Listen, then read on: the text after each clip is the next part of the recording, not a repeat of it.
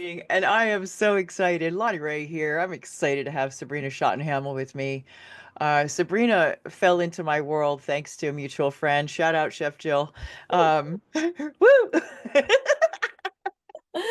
And all good things have happened ever since. So I wanted to speak with Sabrina with you today. I'll talk to you like you're here now instead of the audience, and talk about what it is that you were so called to do in life, but you never thought you would.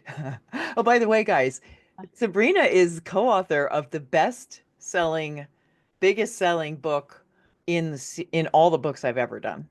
And yeah, it's still true. And it's also been picked up by other resellers. So Wow.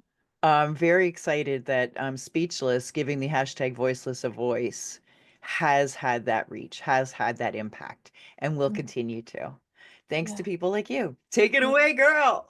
Oh my gosh. Yeah, you just made me really emotional with like your best-selling book. Wow. And Yeah.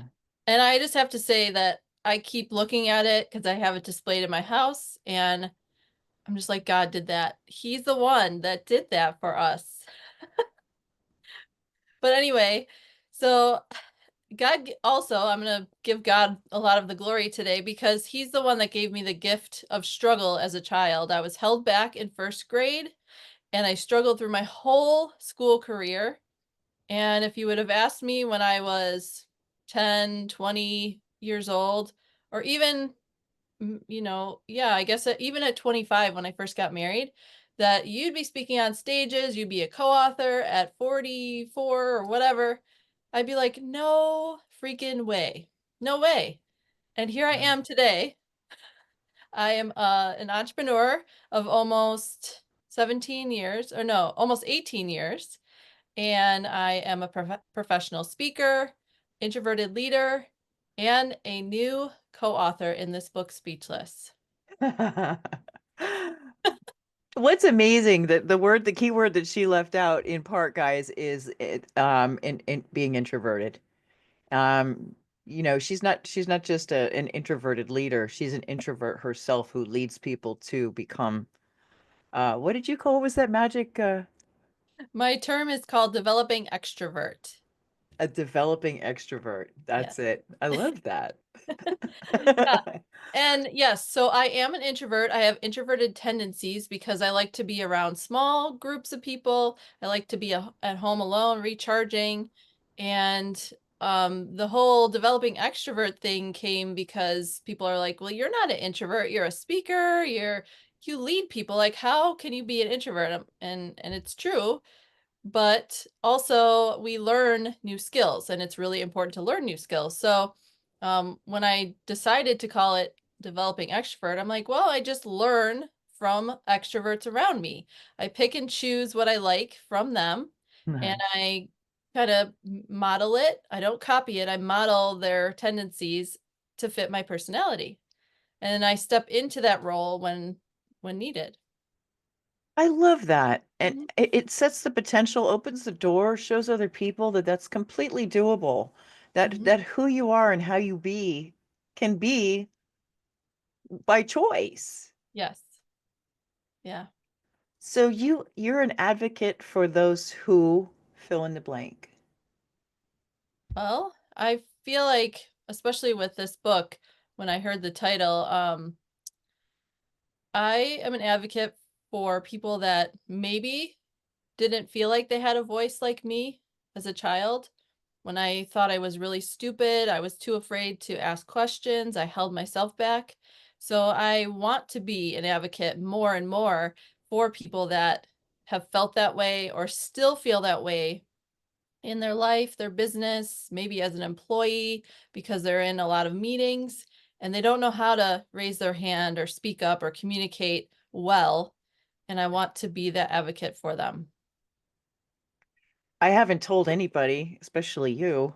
The title of this next book, The Advocates, the Healers, and Heeding a Higher Calling, was in large part inspired by knowing you.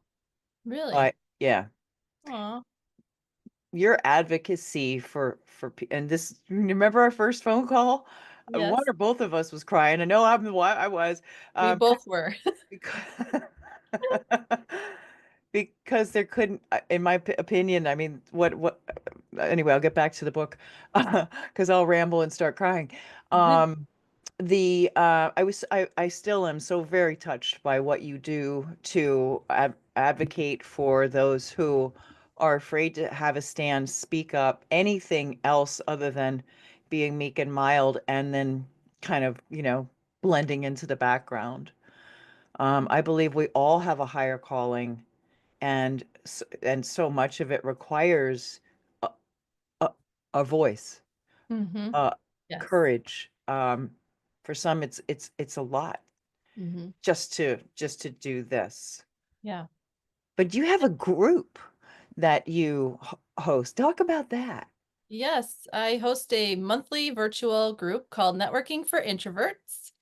And it's an amazing, small, safe space that I've created for other introverts to come together, learn and grow. And it's the coolest thing because, yes, like I said, it's small and I would like to grow it eventually. But I like the fact that it stays small um, because it's very intimate and everyone there wants to open up. And, so usually I will have a topic or I have a guest speaker that comes in and then we open it up at the end for feedback and questions. And everybody is so willing to come off of mute and to share their screen or like share their face too and not hide behind a little letter on their screen. So yeah, it's a really fun networking group that I created about 3.5 years ago. How consistent of you. Yeah. I can relate. Just this morning, I was telling a new writer for this particular book, how I'm looking for writers. There's always room for more. And at the same time, I was like, but I'm not going to have 67 people like somebody I know who sprung out of these books that I've done, who is doing 67 co-authors. Mhm. And I was just like, the beauty and the magic is a boutique style where it's intimate, it's safe, Mhm. and you won't feel overwhelmed. You'll feel recognized. Yeah. Yeah. I love that you called it a boutique style book because that's Yes. how it feels. It's short, it's sweet, and to the point. Yeah. Yeah. And I realize every single time I talk to you how much of an introvert I really am. I'll be at your next meeting. Okay. Very good. I'm so very proud of you for you have a party, you have a book signing coming up, don't you? Yes, I do. Oh my gosh, let's go back to your book. Okay, talk.